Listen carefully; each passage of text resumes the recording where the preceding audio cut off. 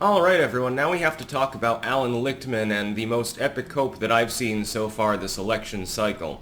Right now, if you look at the polls, and you don't skew the numbers, you don't screw up your eyes or anything like that, you would assume that Trump is probably winning re-election. He is doing far better than in 2016, and it's really just about raw numbers. Allan Lichtman has a 13 keys to the White House approach to determining who he thinks the next president will be. The problem is that he appears to be completely misapplying his own schema. I think that it's cope. He's clearly hoping that Joe Biden wins, but I don't think that he's seriously expecting it. In the end, I have a feeling that he is going to, if Trump is reelected, he's going to say, well, I got it wrong on, the application of the keys. The system worked. Look, you can reevaluate it after the fact and say, well, technically speaking, I got this one wrong and that one wrong. But there's some major cope here. And we're going to look through the 13 keys to the White House and see what Allan Lichtman is applying right now. These are the 13 keys. Now, keep in mind, it's basically a yes or no schema. So you have a proposition, and the key is given either to the incumbent or the challenger, or maybe you'd have two non-incumbents, in which case that key would be off the table, etc. I would switch the incumbency key, to give advice to Lichtman, I suppose, to simply seniority. For instance, in the current political climate, Donald Trump's a former president, Biden is a current president. Maybe that leans towards kind of handing it to Biden, but they're both technically incumbents. They've both been a president of the United States. So we'll look through the keys now. If 6 or more are false, Biden is predicted to lose. Currently 2 are false and 4 are undetermined. Again, a little bit of wiggle room there now, isn't there? Yes, incumbent seeking re-election. That is true. Joe Biden is the current president of the United States, so Lichtman is correct on that. Yes, no primary contest. He's correct on that too.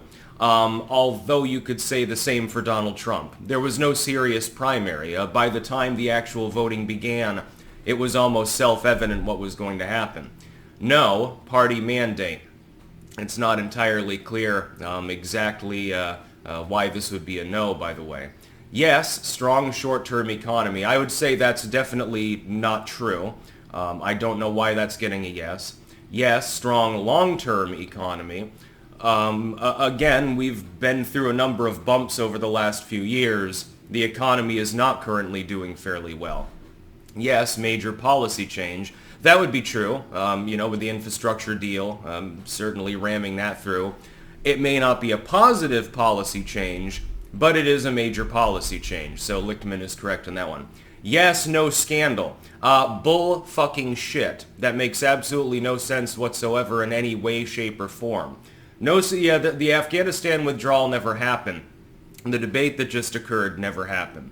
Biden hasn't had a series of gaffes and foibles of various kinds for literally years now, so I don't know what you're getting at there. No, charismatic incumbent. Correct, Biden is not charismatic. Yes, uncharismatic challenger. Why are you conceiving of Trump as being uncharismatic? He may not have the same energy he did in 2016, but he can still rally very large groups of people. For instance, in New Jersey, which might have been the largest one-off political rally in U.S. history. I would say that while Donald Trump's speeches and so forth can meander, he would be considered a charismatic challenger. No significant third party. He's got this one up in the air. It is kind of hard to tell on that one. I mean, I have to agree with that being undetermined because RFK Jr. does exist. It's just a matter of where he goes in the polls. I think that the third-party support dries up towards the election as people get to actually go vote, and they're like, well, I like this third-party candidate more, but I really am afraid of this mainline candidate, so I'm voting for their opponent, lesser of two evils. No social unrest. It depends on... The problem with this one is it's so subjective. What constitutes significant social unrest? We've kind of been in an unrestful social situation now for years. No major foreign policy or military failure. But Biden does have a major... Why is this one up in the air? The Afghanistan withdrawal comes to mind. The haphazard response to Ukraine comes to mind. Hell, the U.S. policy in Gaza comes to mind. I would say that we've had a number of major foreign policy failures. And major foreign policy or military success up in the air, yeah, you haven't had any. So I guess that one, it's to be determined, but I can't imagine that the answer won't be no on that. So technically speaking, several of these decisions make absolutely no sense. He's giving too many keys to Joe Biden. And then he's keeping a bunch up in the air. And there's the real cope. Keep it up in the air, and then at the last minute you say, oh, well, I was right. No matter whether I'm right or wrong, I was still right, because I can always fiddle with these keys a little bit. When several of them are totally subjective, they're totally up for interpretation.